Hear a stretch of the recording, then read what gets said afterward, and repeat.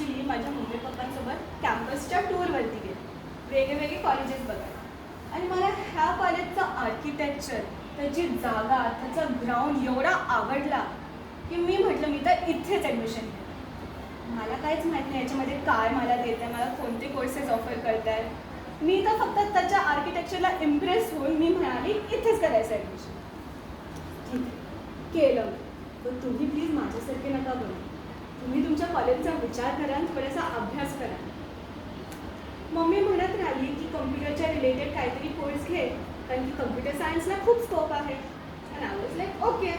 मग माझ्या कॉलेजमध्ये कम्प्युटर सायन्सचं जे पण सगळ्यात जवळ होतं ते होतं IT, which is information technology. तर मी ते घेतलं आणि सुरू केली माझी कॉलेजची जर्नी. आता तर तुम्हाला माहिती आहे की 2 वर्ष मी घरी केले आणि 1 वर्षासाठी मी गेली न्यूयॉर्कला.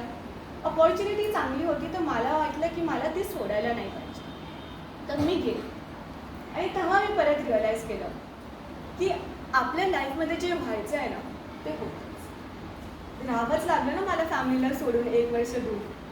But no worries. जेव्हा मी परत आली आणि माझं ग्रॅज्युएशन केलं, कधी कधी मी असा विचार करायची की जर मी कन्फ्यूज नसती, जर मी शुअर असते की मला हेच करायचं आहे, तर मला एवढे सगळे गोष्टी जे मी केले ते मला करावे नसते लागले. तर मग कधी कधी असं पण वाटतं की बिकॉज मी कन्फ्यूज होती, बिकॉज मी एवढे सगळे गोष्टी केले, मला एवढा एक्सपिरियन्स भेटला, मला एवढ्या आठवणी भेटले, माझे लाईफ चॉईसेस जे आहेत ते तयार झाले. आणि जर मी ते चूज नसतं केलं ना, आज जी मी इथे उभी आहे ती तुमच्यासमोर उभी नसते. मी एक कम्प्लिटली डिफरंट पर्सन असते. ऑफकोर्स डिफरंट म्हणजे नेहमी वाईट नसतं, ती पण मी चांगलीच असते होपफुली. बट आता जी मी आहे I love myself, so no regrets at all.